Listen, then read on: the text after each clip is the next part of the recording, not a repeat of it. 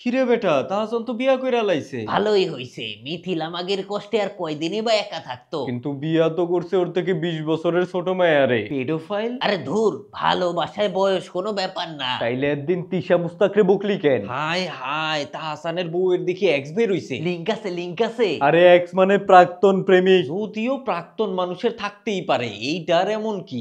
তাই তো, অন্যের বউরে তো আর বিয়া করে নাই সৃজিত বুইরার মতো। কিন্তু প্রাক্তন প্রেমিক তো কইতাছে তাহসানের জন্যই তাগো রিলেশন নষ্ট হইছে। তার মানে তাহসানই আসল কালপ্রিট। তার মানে মিথিলা ভাবি আগে থেকেই জানতো তাহসান এই বেটিরে বিয়া করব।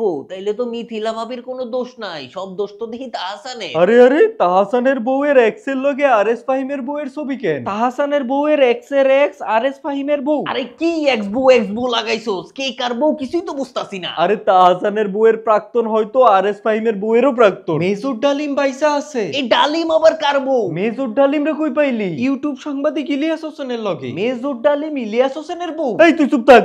ইলিয়াস ডালিম রে কই পাইলো? জানি না, দুইজন দেখি লাইভ করতেছে। আস্তাগফিরুল্লাহ, তুই বেডা মিলা লাইভ আইস আবার কি করে? আরে লাইভে টক শো করে, পডকাস্ট করে, এটা রেখে বাইর করতো। আচ্ছা, মেজর ডালিম রে আবার তাহসান সামনে আনে নাই তো, যাতে তাহসানের বউরে নিয়ে সব কন্ট্রোভার্সি বন্ধ হয়ে যায়? ডালিম কি তাইলে তাহসানের বউয়ের এক? আরে দূর, কিসের সাথে কি মিলা? বিসিবির চেয়ারম্যান ফারুকের সাথে দেখি ফাহিমের ঝামেলা লাগছে। আরএস ফাহিমের সাথে বিসিবি চেয়ারম্যানের কি ঝামেলা? আরে আরএস ফাহিম না, নাজমুল আবেদিন ফাহিম। কত ফাহিম রে? তাইলে তাহসানের বউ কোন ফাহিম? ধুর, বালের ফেসবুক।